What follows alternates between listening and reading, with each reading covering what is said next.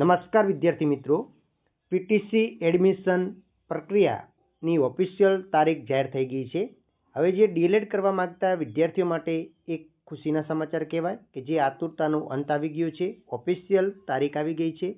કઈ તારીખથી તમારા ઓનલાઈન ફોર્મ ભરવાની શરૂઆત થશે, કેવા પ્રકારની પોર્ટલ ઉપર કઈ રીતે પ્રક્રિયા કરવાની રહેશે, એ સંપૂર્ણ માહિતી આપણે આજના વિડીયોની અંદર મેળવવાની છે। તો વિડીયોની સાથે જોડાયેલા રહો। તો તમે જોઈ શકો છો કે ડીએલએડ એડમિશન 2026-27 માટે વિદ્યા સમીક્ષા કેન્દ્ર દ્વારા એક અલગ પોર્ટલ તૈયાર કરેલું છે। એટલે કે એક પોર્ટલ ઉપર તૈયાર કરી અને વેબસાઇટ ઉપર એને મૂકી દીધું છે।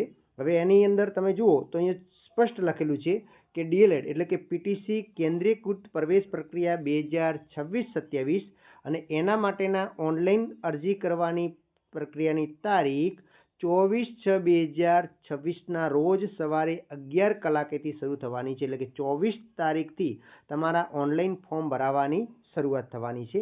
તો આના માટે જે પોર્ટલ છે એ કયું પોર્ટલ છે તો તમે જોઈ શકો છો કે DPE gujarat.in જે વેબસાઇટ છે એના ઉપર તમે જશો। અહીંયા મોટાભાગે વિદ્યા સમીક્ષા કેન્દ્ર દ્વારા આ પ્રાથમિક શાળા માટેના શિક્ષકોના ભરતી હોય, ટ્રાન્સફર હોય, એ બાબતનું જે ખાસ કરીને કહેવાય એ પ્રકારનું આ કામગીરી થતી હોય છે આના ઉપર। તો ત્યાં આગળ જ આ ભરતી જે પોર્ટલ છે તેના ઉપર આ તમારે એડમિશન ઓનલાઈન ફોર્મ ભરવાના છે।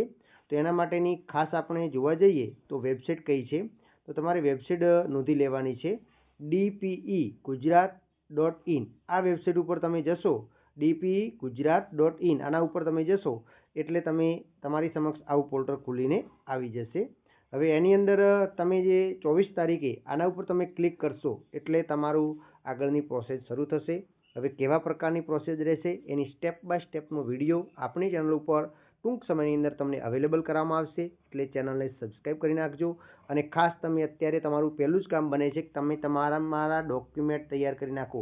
ડોક્યુમેન્ટની PDF ફાઇલ બનાવી નાખો। એટલે કે અલગ અલગ 12માની LC હોય તો એક એની PDF ફાઇલ, માર્કશીટની એક PDF ફાઇલ, એના પછી આ સમાજ જે દાખલો હોય જાતિનો દાખલો એની PDF ફાઇલ, આવકના દાખલાની PDF ફાઇલ, ક્રિમિનલ સર્ટી હોય તો એની PDF ફાઇલ, આ તમામ ડોક્યુમેન્ટની તમે PDF ફાઇલ બનાવી અને એના નામથી સેવ કરી નાખો તમારા કમ્પ્યુટરની અંદર, તમારા મોબાઈલની અંદર। કારણ કે ફોર્મ ભરતી વખતે તમારે અપલોડ કરવાની થશે અને દરેકના 3 સેટ ઝેરોક્સ તમે તૈયાર કરીને રાખજો।